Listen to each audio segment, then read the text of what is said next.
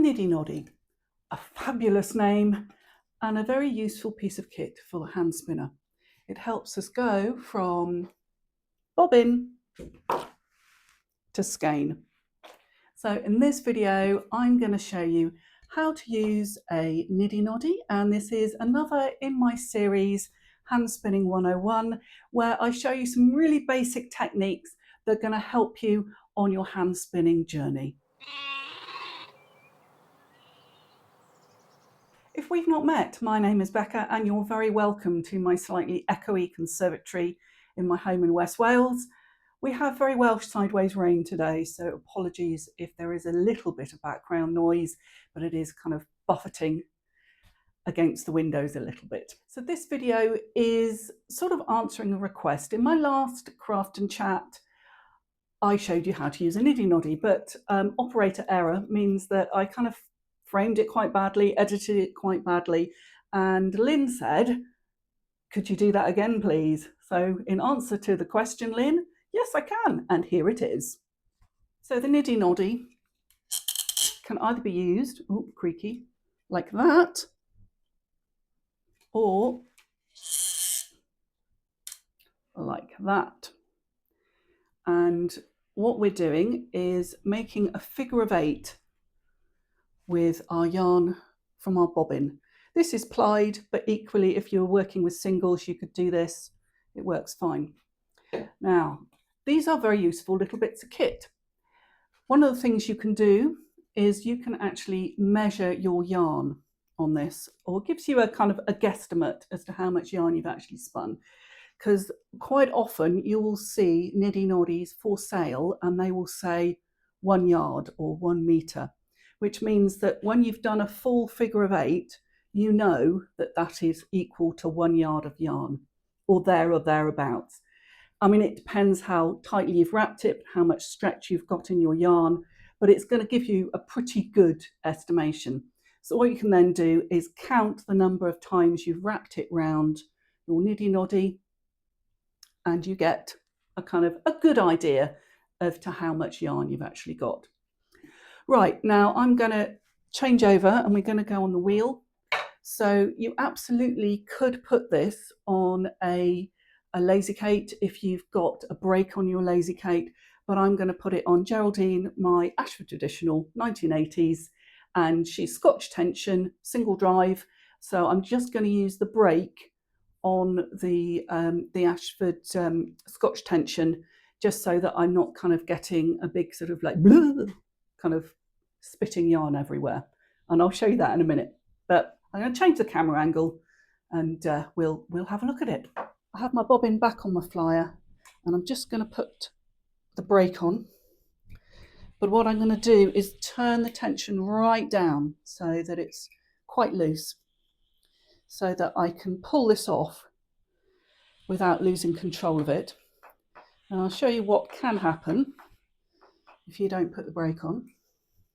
So you can pull it on, yeah, nasty mess can happen.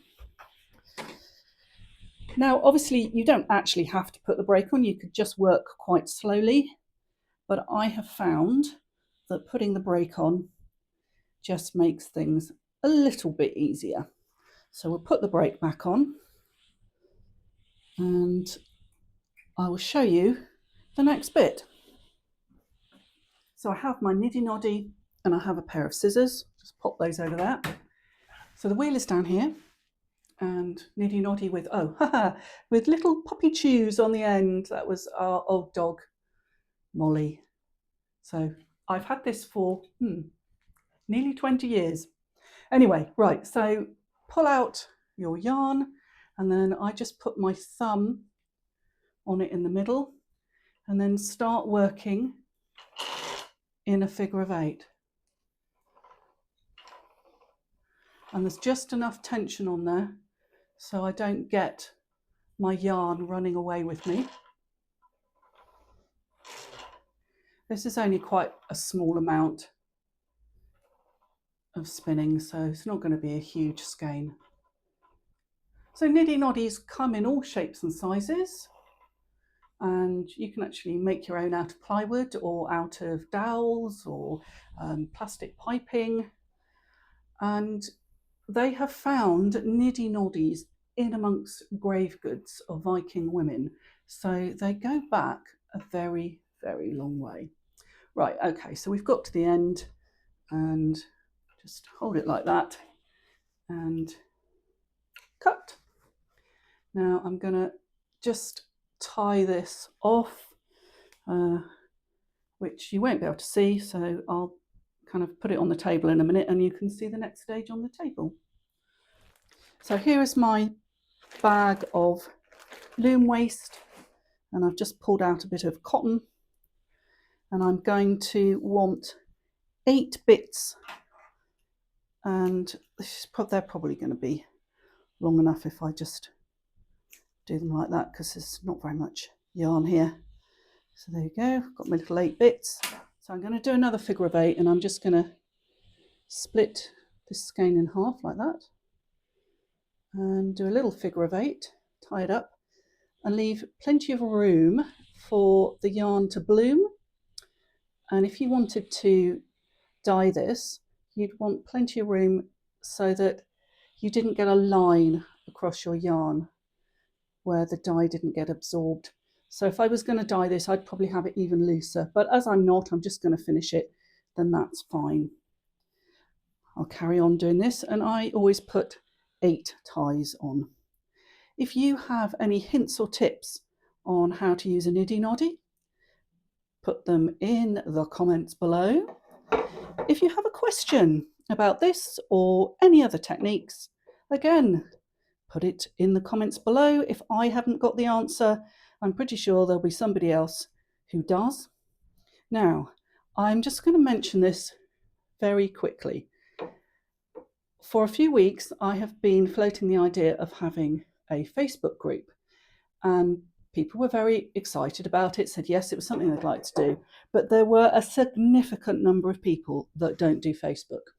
So therefore, I have come up with an alternative, and it is a platform called School, and they have just launched what they're calling their hobby tier, and I've decided that that is going to work for me, and I hope that you will be interested in joining the group over there. I will leave a link in the description, and we will have to see who is going to be the first person to join. So it is a completely free group. There is a small subscription fee that I pay, but because you are kind enough to watch all those irritating adverts in the middle of the videos, then it does mean that I can just afford to pay the little bit each month for hosting the group. And as I have said many, many times before, I do this for community and sharing, and there's a bit of a stray dog hair in amongst the loom waste. We'll get rid of that.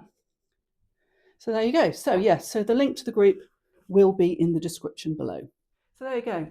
So the next thing we have to do is just count the number of times this has gone round, times it by whatever your Niddy Noddy is. So mine's a metre, so times it by a metre, and that gives me approximately how many metres I have in this skein. And it's as simple as that. So again, if you have any questions, leave them in the comments. Otherwise, I will see you in the next video.